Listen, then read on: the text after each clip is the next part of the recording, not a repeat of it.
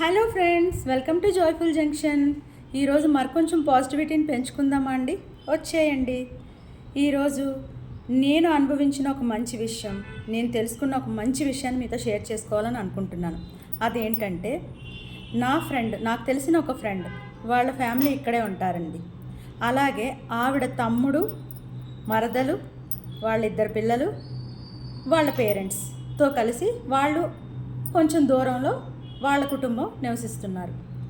అయితే ఈవిడ 20 డేస్కి 1 మంత్కి ఒకసారి వెళ్ళి వాళ్ళ అమ్మగారిని నాన్నగారిని పలకరించుకుంటూ వాళ్ళ తమ్ముడు మరదలతో హ్యాపీగా సరదాగా కబుర్లు చెప్పుకుంటూ వస్తూ ఉండేవారు. ఒకరోజు ఆవిడ మా ఫ్రెండ్స్ గెట్ టుగెదర్ అయ్యేటప్పుడు మమ్మల్ని కలవడానికి వచ్చారు. మేమందరం మాట్లాడుకుంటూ ఉంటుండగా ఆవిడకు ఒక ఫోన్ కాల్ వచ్చింది. పక్కగా వెళ్ళి మాట్లాడి వచ్చారు. కొంచెం ఫేస్ డిస్టర్బ్డ్గా ఉంది. ఏమైంది, ఎక్కడి నుంచి ఫోన్ వచ్చింది, అందరూ బాగానే ఉన్నారు కదా, ఏంటి విషయం అని మేము అడిగాం. ఫ్రెండ్స్ కదండి, షేర్ చేసుకుంటాం కదా. అంతా ఓకే, అందరం బాగానే ఉన్నాము, ఏమీ లేదు, మా అమ్మగారు కాల్ చేశారు. మా అమ్మగారికి రోజు మా మరదలు 4 గంటలకల్లా టీచర్స్ ఇచ్చేస్తుంది. బట్ ఈరోజు పావు తక్కువ ఏదైనా ఇవ్వలేదంట, దాన్ని కంప్లైంట్ చేస్తున్నారు నాకు.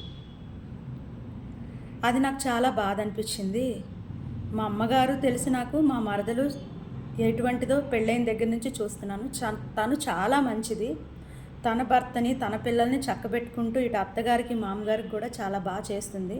మనుషులం కదండి, ఒక్కొక్కసారి కొంచెం ఏదో హెల్త్ ప్రాబ్లమ్సో, చిన్న బద్ధకమో, లేదంటే ఇంకో పని తగలడమో ఏదో ఒకటి అవుతుంది కదా. దానివల్ల ఆ రోజు లేట్ అయి ఉండొచ్చు టీ. వెంటనే ఆవిడ కూతురికి కంప్లైంట్ చేసేశారు. అది ఆవిడ తప్పు కూడా కాదండి. కొంతమందికి వయసుతో పాటు కొంత చాదస్తం వచ్చేస్తుంది. దానివల్ల ఏదో ఒక విషయం బుర్రలో అది ఇంకొకరికి ఎవరి మనసుకు దగ్గరగా ఉంటే వాళ్ళతో దాన్ని చెప్పుకొని దాని గురించి టైంపాస్ చేయడం, ఇలాంటివన్నీ సహజమండి. అయితే ఈవిడ మా అమ్మ అలా చెప్పింది కదా అని చెప్పి వాళ్ళ అమ్మగారికి సపోర్ట్గా అయితే నిలబడలేదండి. మా మరదలు చాలా మంచిది, చాలా చక్కగా చేస్తుంది, ఈ ఒక్కరోజు లేట్ అయి ఉంటుంది, నువ్వు అడ్జస్ట్ అవ్వు, నేను మళ్ళీ వస్తాను కదా, మాట్లాడుకుందాంలే అని చెప్పారంట. అది మాతో షేర్ చేసినప్పుడు నిజంగా చాలా చాలా హ్యాపీ అనిపించిందండి. ఇలాంటి ఆడపిల్లలు, వదినలు, మరదళ్ళు ఇంటికి ఉంటే ఏ ఇంట్లోనైనా గొడవలకు ఆస్కారం ఉంటుందో చెప్పండి? అక్కడ ప్రేమ, అనురాగం, ఆప్యాయతలు తప్పించి ఆవిడ ద్వారా మేము అది చాలా తెలుసుకున్నామండి. ఆ రోజు నిజంగా అది ఎంత బాగా చేసినా కానీ అలా అమ్మలు కంప్లైంట్ ఇవ్వగానే అవును అని వాళ్ళకి మరికొంచెం నూరు పోసే వాళ్ళు చాలామంది ఉంటారండి. అలా కాకుండా ఉన్న విషయాన్ని కరెక్ట్గా చెప్పగలగడం కూడా రావాలండి ఫ్యామిలీ మెంబర్స్లో. మేము చెప్తే వినరు, చెయ్యరు అంటారు. నిజంగా కొంతమంది చెప్తే వినరు. ఏం చేయాలంటే వాళ్ళు చెప్పింది వినండి, వాళ్ళని ప్రోత్సహించకండి, వినండి అంతవరకే.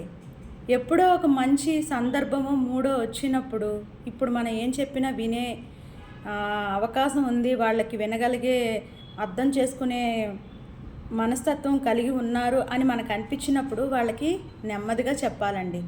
ఏదన్నా ఎవరితోనైనా ప్రేమతో మాట్లాడి జయించగలం తప్పించి కఠినంగా మాట్లాడి తగువుల్లాగా మాట్లాడి ఎవరిని ఏమీ సాధించలేం. నిజంగా అలాంటి మంచి ఫ్రెండ్ మాకు దొరకడం నేను చాలా గర్వంగా భావిస్తున్నాను.